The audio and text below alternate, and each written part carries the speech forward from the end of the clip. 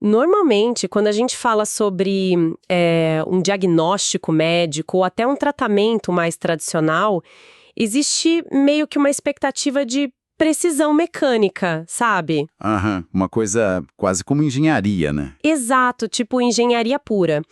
A luz vermelha pisca lá no painel do carro, o mecânico vai lá, corta o fio da luz, ou bom, no máximo, troca a lâmpada. O sintoma é visto só como o inimigo, aquele inimigo que tem que ser silenciado a qualquer custo. Pois é. Só que o problema gigantesco dessa abordagem digamos, do cortar o fio, é que ela simplesmente ignora o fato de que o painel do carro não é o defeito em si. Com certeza não é. Ele é só o aviso, né? Um aviso de que algo muito mais profundo lá dentro do motor precisa de atenção imediata. E é exatamente por isso que a prescrição na homeopatia clássica é tipo um verdadeiro pesadelo para quem está começando a estudar a área.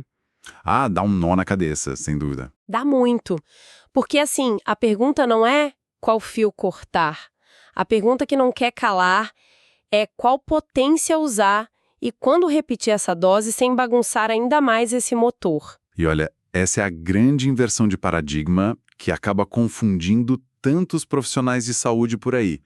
Porque, na verdade, a homeopatia exige que você pare de trabalhar contra o sintoma. Nossa, isso é difícil de internalizar, né? Muito, porque fomos treinados para o oposto. Mas o sintoma não é uma falha do corpo.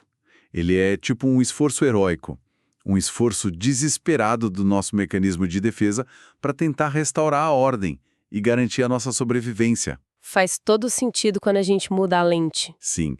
E quando a gente finalmente compreende isso, a abordagem inteira precisa mudar, sabe?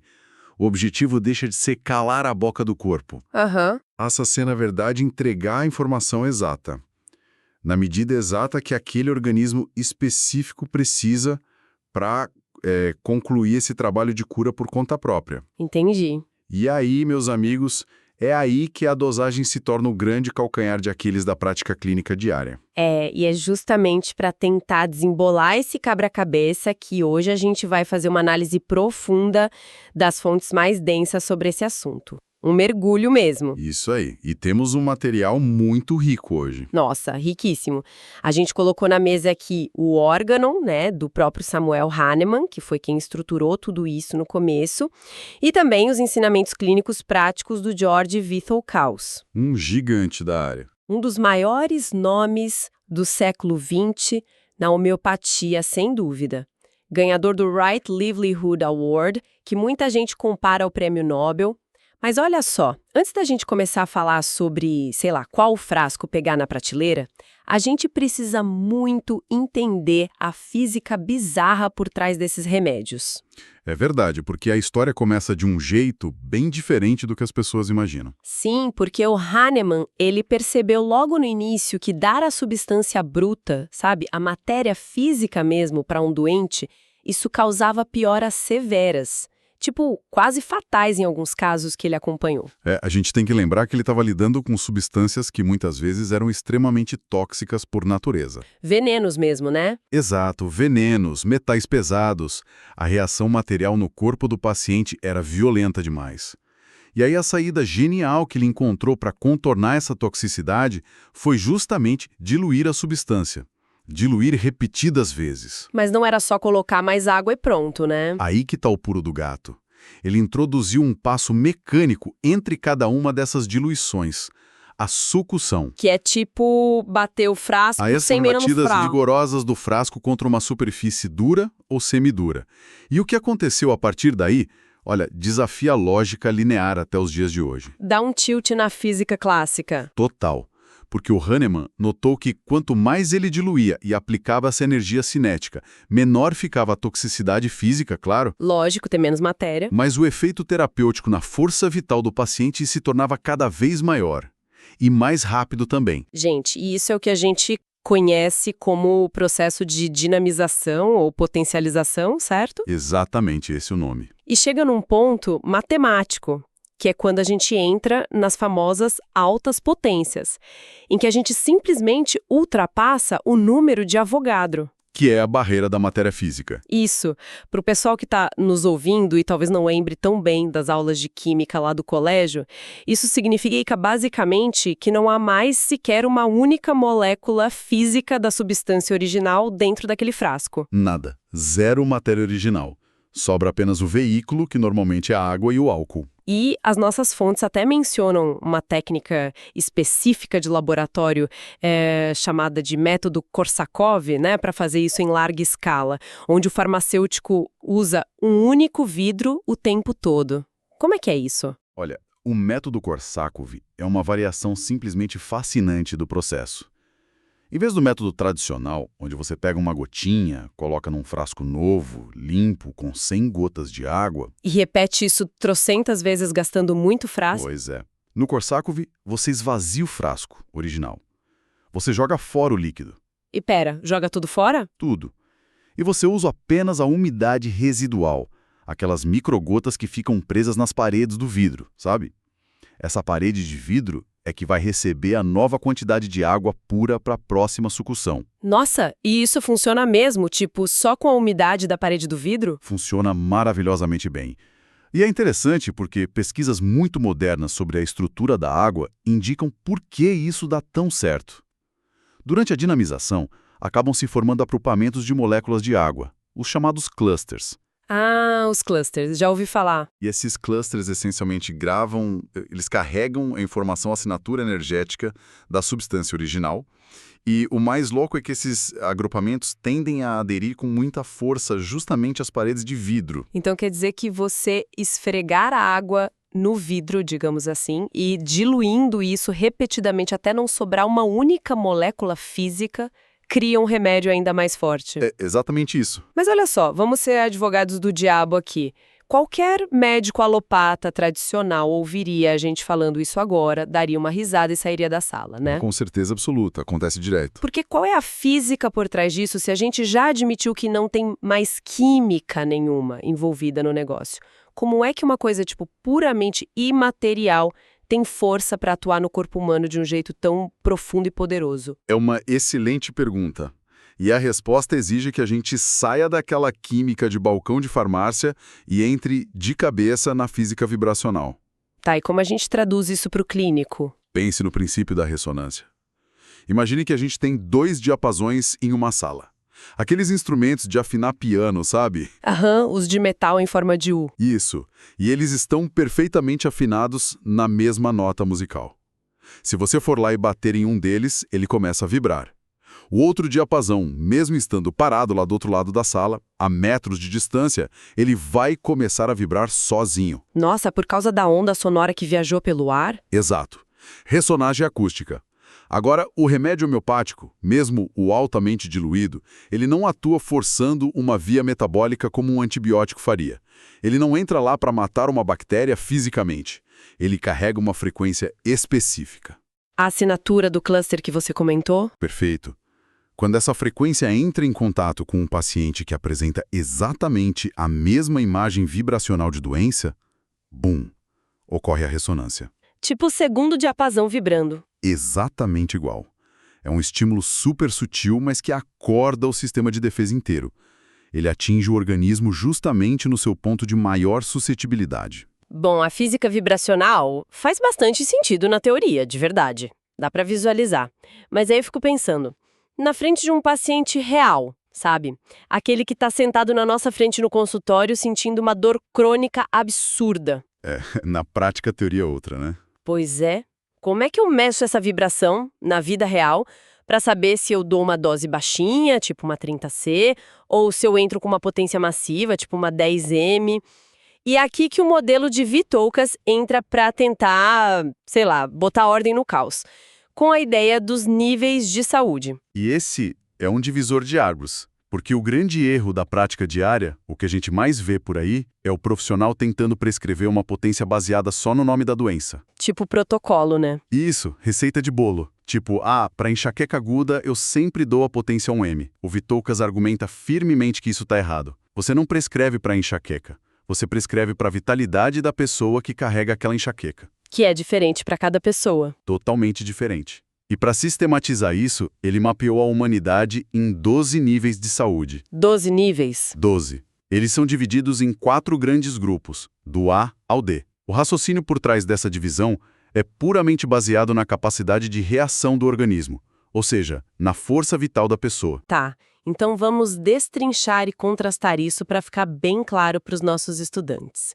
Se a gente pegar o grupo A, que engloba os níveis 1 a 3, pelas fontes, esses são organismos incrivelmente saudáveis, né? Sim, é aquela parcela rara da população hoje em dia. Pessoas que quase nunca adoecem de verdade.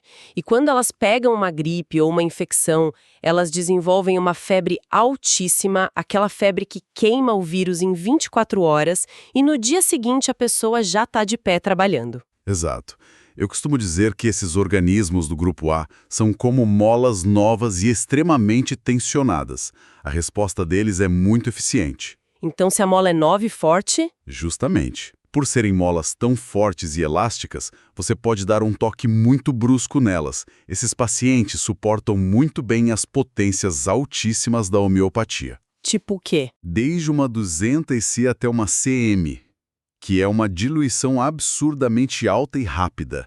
O mecanismo de defesa deles é tão robusto, mas tão robusto, que recebe essa frequência altíssima, entende a mensagem lá do diapasão em segundos e promove uma cura rápida e super limpa, geralmente com uma única dose. Uma dose, tchau. Isso. Mas e no outro extremo da tabela? Digamos que entra num consultório um paciente lá do grupo D, um paciente de nível 11. Aí a coisa muda completamente de figura. Sim, porque estamos falando de alguém com uma patologia profunda, né? Uma doença degenerativa com anos e anos de evolução. O instinto natural, acho que de qualquer profissional de saúde treinado para combater doenças, seria pensar, tipo, nosso caso é grave, precisamos entrar com artilharia pesada. É o primeiro pensamento. É lógico, tipo, vou dar a maior potência possível para tentar salvar a vida desse paciente. Mas aí a gente lê as fontes e o Tocas diz que fazer isso é um erro crasso. Ele manda usar potências muito, muito baixas para esses casos tipo 12C. Por que essa inversão de lógica maluca? Porque a gente esbarra de novo no paradigma. A lógica da alopatia é, de fato, destruir o patógeno, então você aumenta a dose do remédio químico. Mas a lógica da homeopatia é exigir trabalho do próprio corpo. Lembra? Ressonância e estímulo. Isso. Então a tal da artilharia pesada homeopática, que seria uma potência 10M ou 50M, na verdade é um estímulo energético colossal. É um empurrão gigante. Gigante.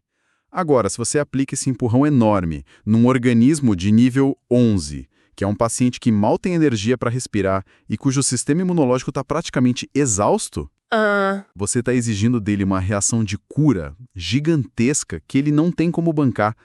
O corpo simplesmente não tem bateria, não tem reserva vital para organizar essa reação. Entendi. Nossa, então o resultado prático de dar uma potência alta para alguém muito doente, muito fraco, pode ser um desastre, na verdade. Pode ser um colapso severo, uma piora profunda da qual o paciente às vezes nem consegue voltar. É muito perigoso. Faz todo sentido. É tipo pedir para alguém que acabou de receber alta do CTI sair correndo uma maratona só porque o exercício físico faz bem para a saúde. Adorei a analogia, é perfeito. O estímulo excessivo mata o paciente. Então, para esses níveis de saúde muito baixos, o foco muitas vezes acaba sendo até paliativo, não é? A gente usa repetições diárias daquelas potências baixinhas para dar tipo uns empurrõezinhos constantes e gentis, certo? Exato. O organismo que está fraco precisa de um suporte contínuo, de muletas, não de um choque elétrico de alta voltagem.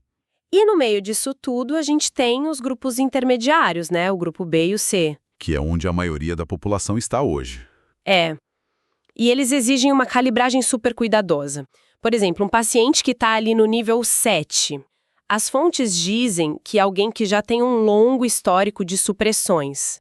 Anos tomando corticoides, antibióticos repetidos.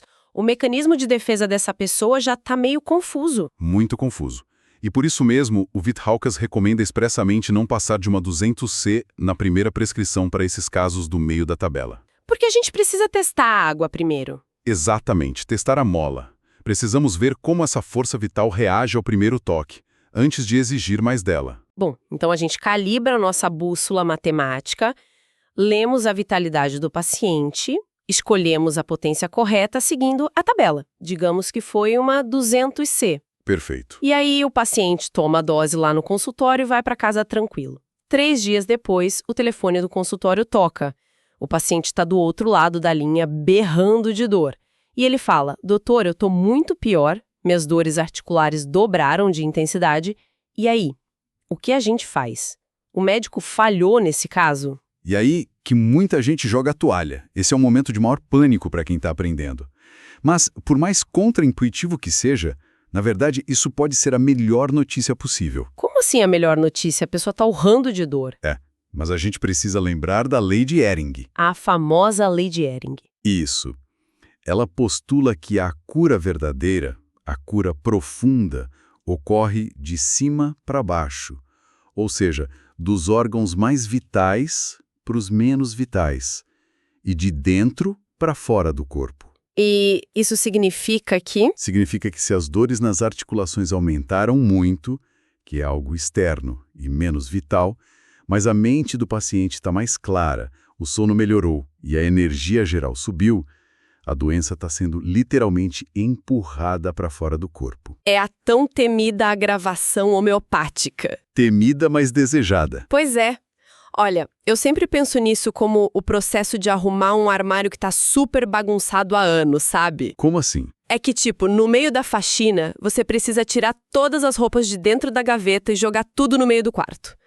Por algumas horas, o quarto inteiro parece estar num estado de caos muito pior do que estava antes. Vira um campo de guerra. Sim, roupa na cama, sapato no chão, uma zona. Mas a gente sabe que essa piora visual é uma etapa mecânica e inevitável para que a ordem final consiga ser estabelecida, né? A analogia é ótima. A diferença crucial aí é que, no caso do quarto bagunçado, você sabe de antemão que a bagunça vai acabar logo.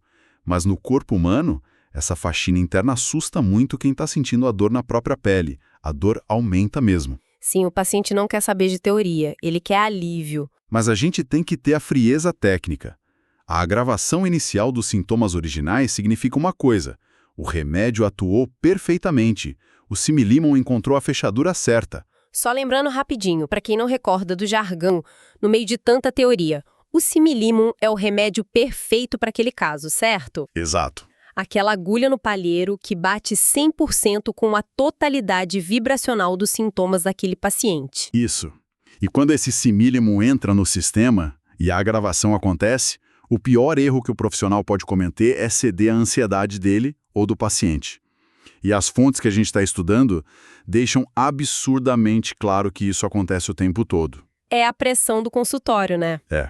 O paciente liga desesperado reclamando da piora, ou às vezes ele até relata que melhorou nos primeiros dias, mas teve uma pequena recaída parcial depois.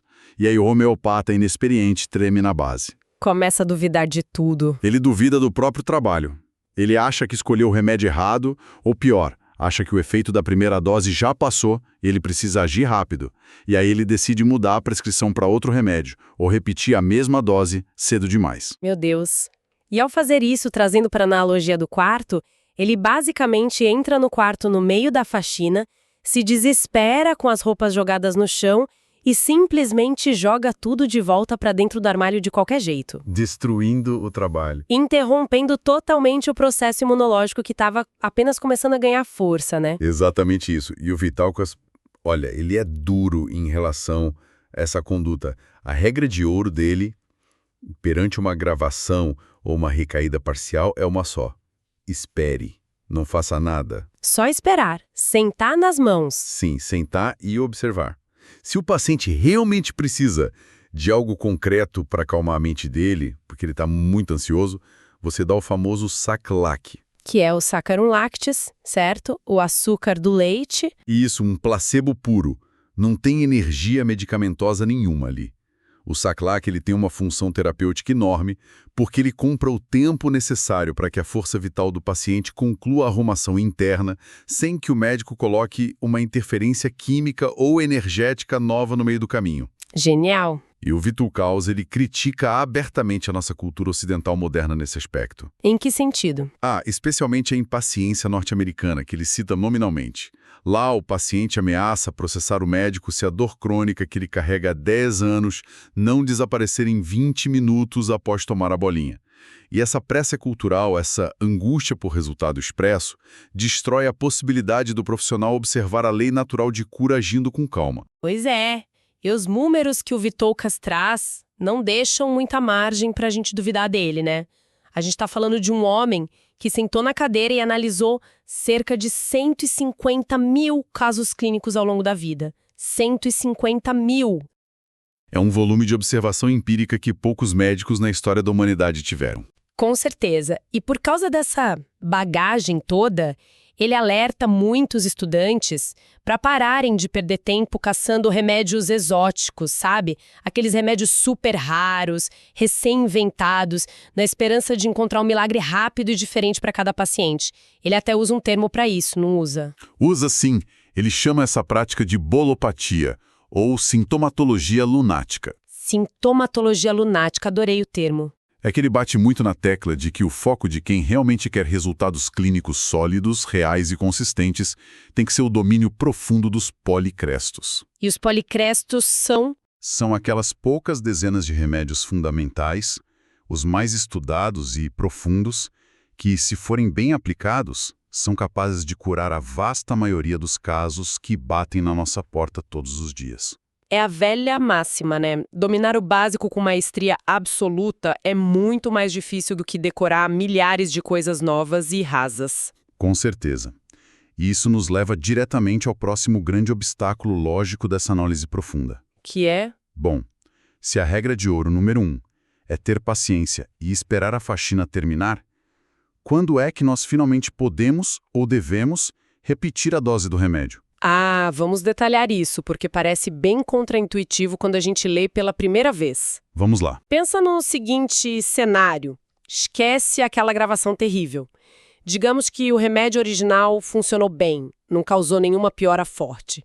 O paciente só foi melhorando gradualmente e, digamos que ele curou, 80% do problema que o trouxe à clínica. Um ótimo cenário. Perfeito.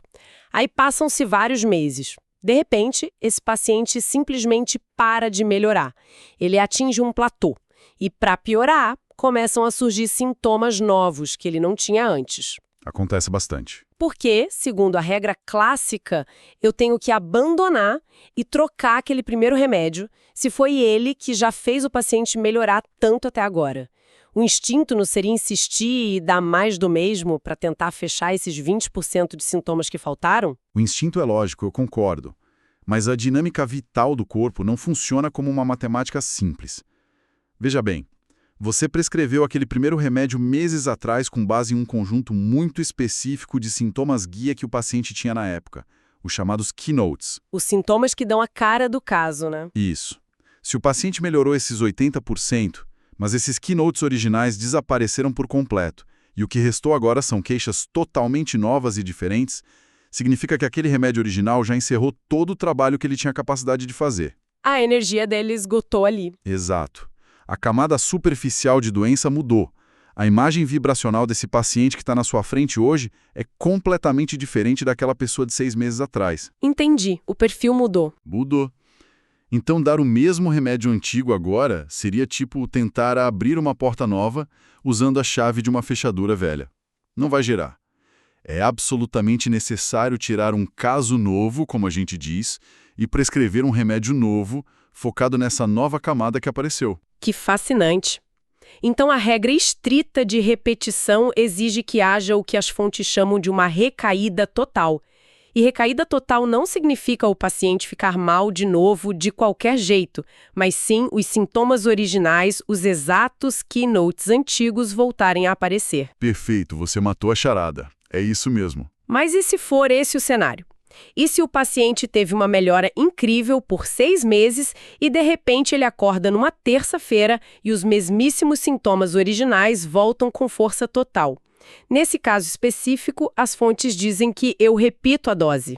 Sim, nesse caso você repete o mesmo remédio. Mas e aí vem o pulo do gato do Hahnemann e do Vitoukas. Eles dizem que se eu prescrever exatamente o mesmo frasco, sei lá, a mesma potência, 12C sequilha, que eu dei lá no primeiro dia, e que funcionou super bem, ela provavelmente não vai fazer nenhum efeito agora. Por quê? Se é o mesmo remédio e a mesma imagem. Porque a vitalidade do seu paciente subiu de nível nesses 6 meses. Quando você deu a primeira bolinha de 12C lá no passado, o corpo dele estava vibrando numa frequência mais baixa e ressoou perfeitamente com aquilo. Fez o plim da ressonância. Fez o plim. Mas durante todo esse período de melhora de 6 meses, o organismo se organizou. Ele ficou mais robusto e sutil. Na prática, ele se tornou um surdo para aquele volume baixo da 12C. Ah, entendi. É como se a 12C fosse um sussurro que ele não escuta mais. Exatamente. Aquele estímulo antigo não causa mais contraste no sistema imunológico.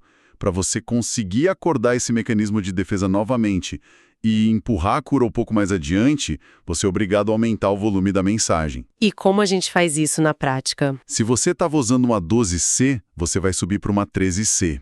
Ou vai mudar a escala e subir para uma 30C ou até uma AM, dependendo do caso. O próprio Hahnemann percebeu isso lá nos últimos anos de vida dele. Ele orientava os alunos a sempre modificar a cinética da dose seguinte para não criar habituação no corpo. E falando em modificar e brincar com a dose, as fontes trazem uma técnica incrível, que é o método do copo de água. O método Plus, não é? Ah, sim, o método Plus é genial. Genial para contornar problemas de dosagem naqueles casos muito agudos.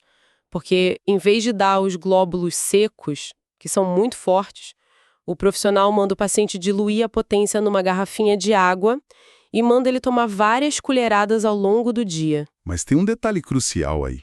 Ele tem que agitar. Tem que dar aquelas batidinhas no copo antes de cada colherada. Isso. Essa agitação na água, logo antes do paciente botar a colher na boca, ela altera minimamente a energia cinética daquele remédio ali dentro. É uma alteração muito sutil. O suficiente para não ser igual à dose anterior. Justamente. Assim, o organismo nunca, jamais recebe exatamente o mesmo estímulo monótono 2 vezes seguidas. Ele sempre escuta um volume ligeiramente diferente e continua reagindo. É uma estratégia brilhante para dar aquele suporte constante, sabe? Para pacientes muito doentes, né? Especialmente em febres altíssimas que não cedem, ou naqueles pacientes do grupo D com patologias muito severas, que precisam de pequenos empurrões diários, mas sem a gente correr o risco de causar uma daquelas agravações perigosas que a gente comentou antes. Cara, é uma engenharia muito fina. Mas sabe o que me chama a atenção nos textos? O quê? Que de nada adianta a gente ser o mestre da matemática homeopática, acertar a potência na mosca, dominar o método do copo de água, ter a paciência de um monge zen, se o nosso querido paciente sabota o próprio tratamento no dia a dia. E como sabota? É a rotina do consultório. É. E aí que entra um fator enorme. O trabalho do homeopata moderno não é só prescrever a bolinha e ir para casa.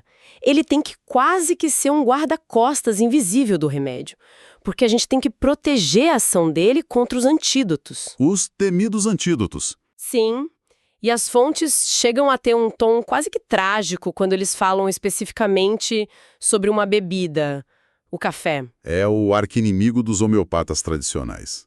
E tem motivo para isso. Além dele, claro, o texto lista outras coisas, como tratamentos dentários supressivos, aquelas anestesias muito pesadas de dentista, né?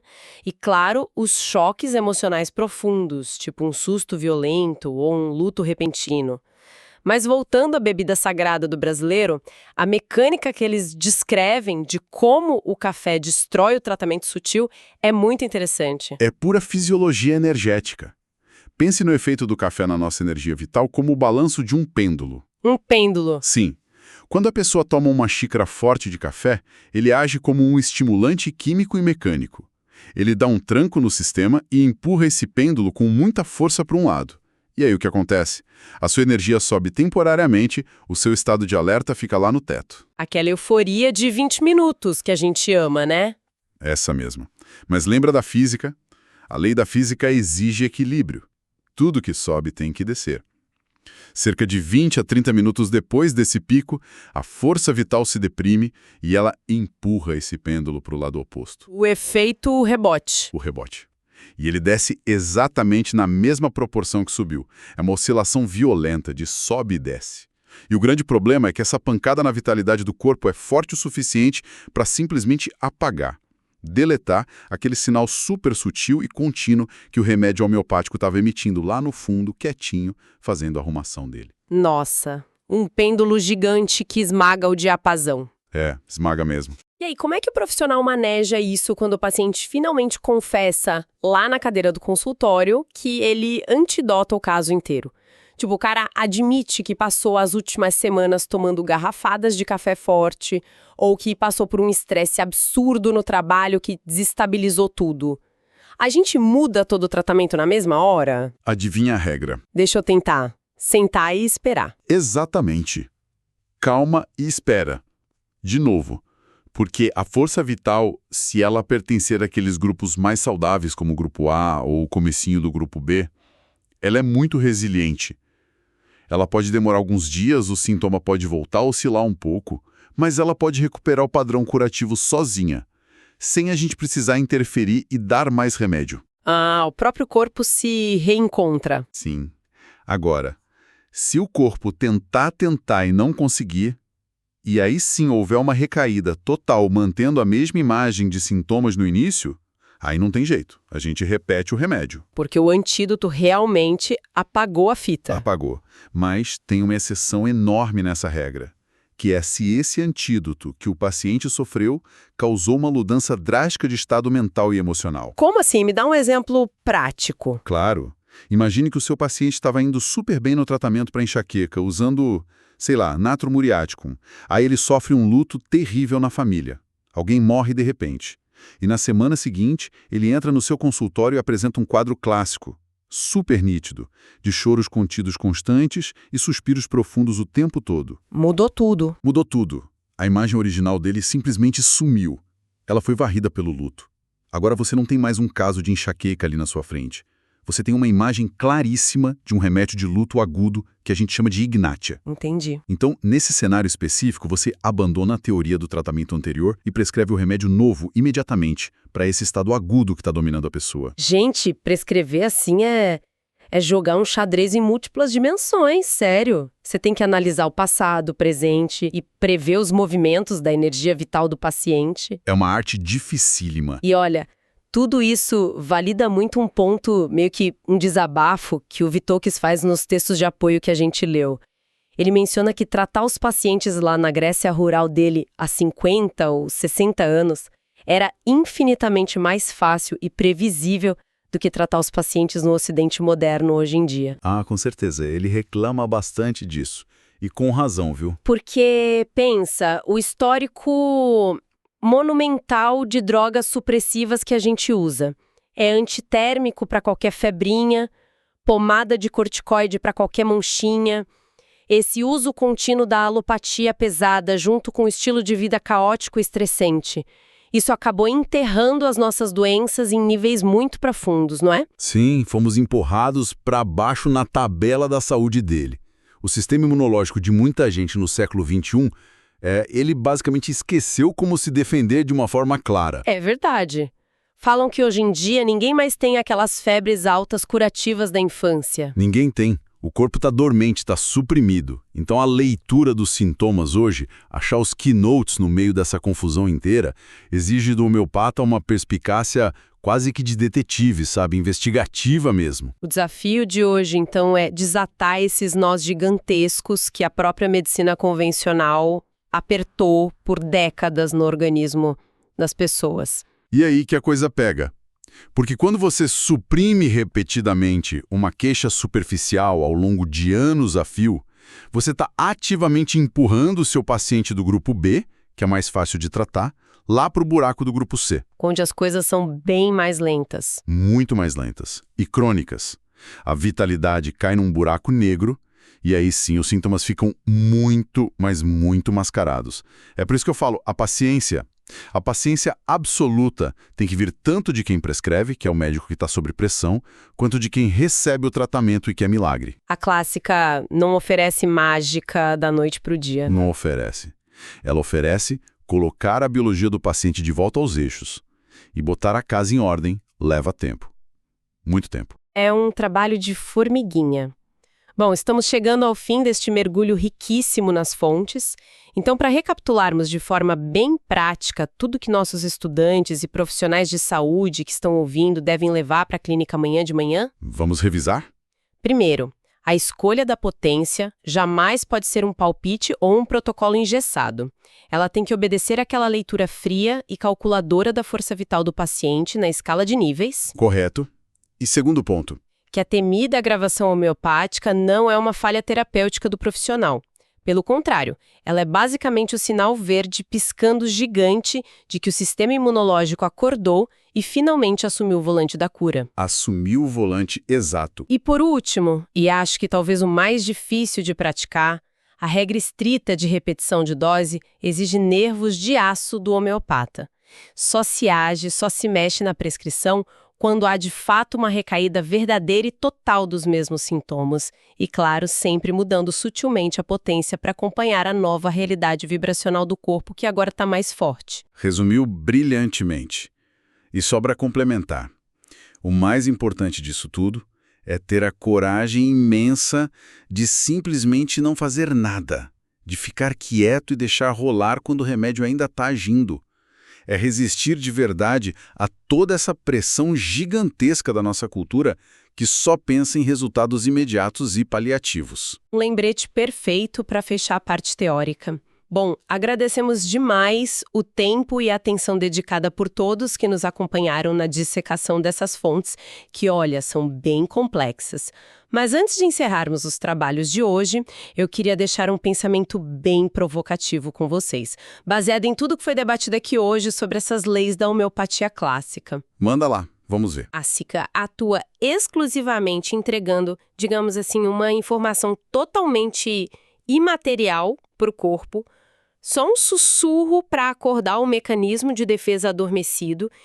E se o objetivo final de todas essas regras milimétricas e chatas de dosagem é simplesmente educar esse mecanismo de defesa para que ele recupere a própria capacidade de resolver seus problemas sozinho, será então que o tratamento homeopático mais perfeito que existe é aquele que, de forma muito lenta e quase imperceptível, acaba tornando a figura do próprio médico completamente inútil e obsoleta para aquele paciente no longo prazo? A luz vermelha do nosso painel lá do começo finalmente se apaga. Mas não porque o mecânico foi lá e cortou o fio ou escondeu o defeito com uma fita isolante. A luz apaga porque o motor reaprendeu sozinho a funcionar. Fica a reflexão para vocês. Até a nossa próxima análise profunda.